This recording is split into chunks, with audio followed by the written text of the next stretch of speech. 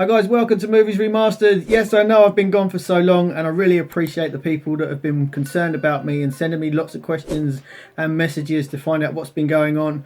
But a good question for another time. So today I want to put all the movies aside and focus on The Mandalorian, obviously because of the hype for season 2 is coming out. So I want to talk about season 1. Now, for me, I thought it was amazing. There was loads of people slagging it off on Reddit, which, you know, you can never seem to keep Star Wars fans happy at the moment. But I thought it was one of the best things that Disney's brought out. I loved the violence. I loved the atmosphere. I loved the characters, especially that first episode. You know, when Mando slammed the guy in between the doors. If you're going to open a new Disney episode for that, that is the best way to set it up, in my opinion. And I really loved it. I really liked episode 2. It started losing way around episode 3. Episode 4, I really wasn't sure about that, but it really put the hype into why Mando can't take off his helmet, which we'll talk about in a minute. Episode 5, I thought kind of lost its way. I thought there was some casting issues. I really didn't like this guy. And for me, I think it was supposed to be Orlando Bloom. If you look at the concept art at the end of the episode, maybe that's what happened, but I don't know. But episode 6 came in and I absolutely loved that. I loved the claustrophobic feel. It was really like Aliens, and you know, it was just really packed. And I loved that vibe about Mandalorian. It seemed to have a different atmosphere and a different just a different story and a different vibe for every episode, and I loved that because we got the same thing in the OT. So I loved the way they carried that through. And then obviously when episode 7 came in, that was the introduction for Force healing, which they had to do before the Rise of Skywalker, before more Star Wars fans moaned about bringing in Force healing. And if you're renewing your Disney Plus subscription this month and you haven't seen Disney Gallery yet for The Mandalorian, strongly recommend you watching this. This is an amazing documentary series of behind the scenes and all the special effects that they do. They also interview all the producers and directors and give you an insight of behind the scenes. And also check out episode 2, where Dave Filoni does one of the most passionate speeches about his experience with Star Wars. Dave Filoni and Jon Favreau seriously need to just take over all of the Disney franchise, including the next feature-length movies. These guys really know what Star Wars is all about, in my opinion, and this series was absolutely amazing.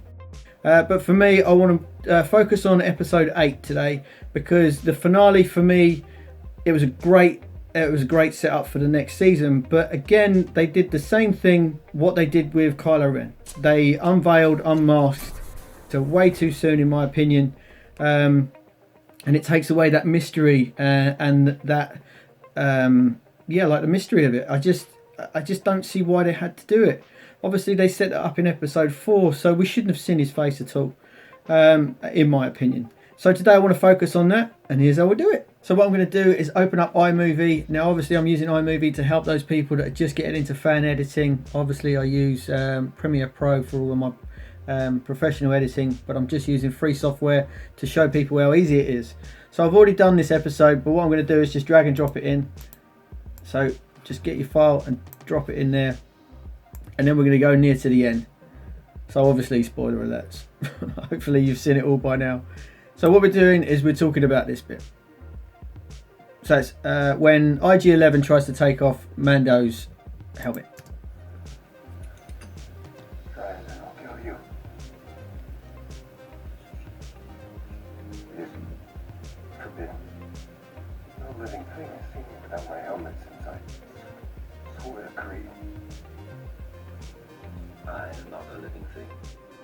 So there's the setup,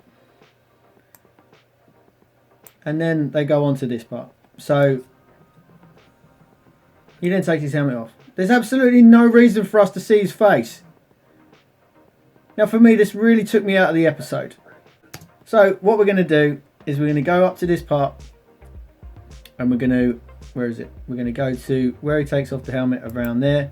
We're going to left click, then right click to highlight, and then split clip. Then we're going to go up to the next scene.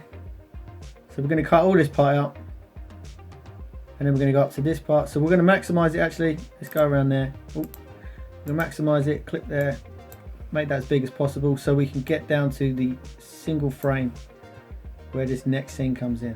That one right there. So we select where it needs to be, left click, then right click, then split the clip. Then we don't need this part at all, so we can highlight that and delete it. So now it goes into these parts. So that's quite a big jarring jump right there. So what we then need to do is find our transitions, and we need a wipe up. Really easy to find. It's a lot easier in iMovie. So we want that to go like you can see it there.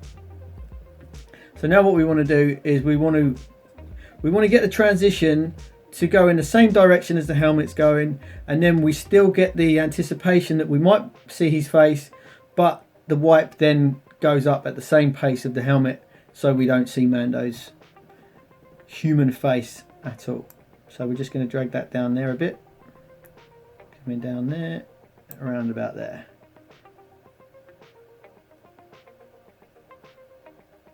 Should be all right. Yep, so let's play that. That's really fast actually. So let's slow that down.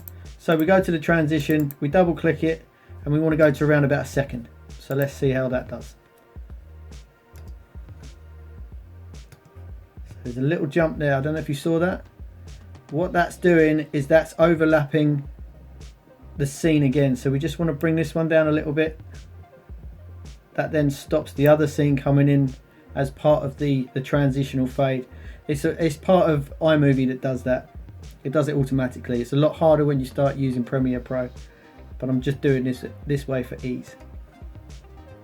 Still a little bit pop there. I don't know if you saw that. So we're just going to go in a couple of frames. That looks about right. Great. So the thing that I've done next is just duplicate that sound, the soundtrack, because the sound of this one fades out just before the second scene. So I want that sound to overlap a little bit longer. So let's have a listen. I'm going to turn this up. I don't want to get done for copyright on the soundtrack. So let's delete that to see what it sounds like. I am not a living thing.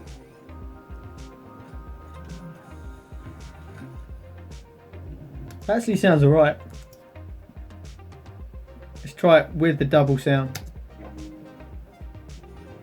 I am not a living thing.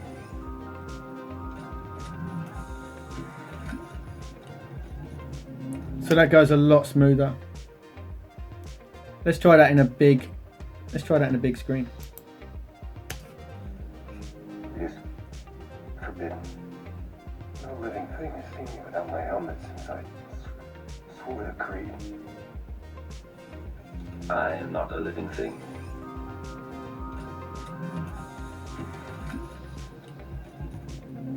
And for me, that keeps the mystery of what Mando looks like. Especially as Pedro Pascal's now rumoured to be leaving the show. And I don't know whether this is just speculation or whether it's going to happen. I think he's got the coolest voice. It's incredible. But, you know, I just felt like we didn't need to see his face. So that fixed that scene for me. But there's also one little thing I might need help with. Let's check this one out. It's almost a scene straight afterwards. So it's this part here.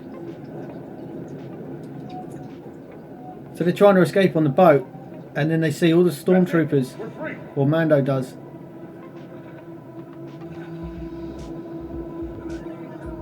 No, we're not. Stormtroopers, they're flanking the mouth of the tunnel. It looks like an entire platoon. So when he says they're flanking the mouth of the tunnel, it looks like a platoon. I want him to say they have the high ground, just to give a callback to the prequels. So if anyone can do a Mando impression, or sound like him, or know someone who sounds like him, if they can send me a clip, get in touch. The links are in the description. I really just want to add that to that episode, just to give a little callback there.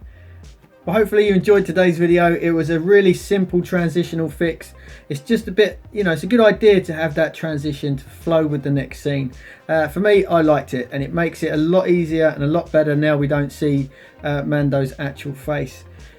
If you liked it, give it a thumbs up. I'll try to get back to normal. I'm still in a bit of trouble, but I will go into that in another video. But if you did, don't forget to subscribe if you can, and I'll hopefully see you in the next one. Take care, guys. I'll see you again soon.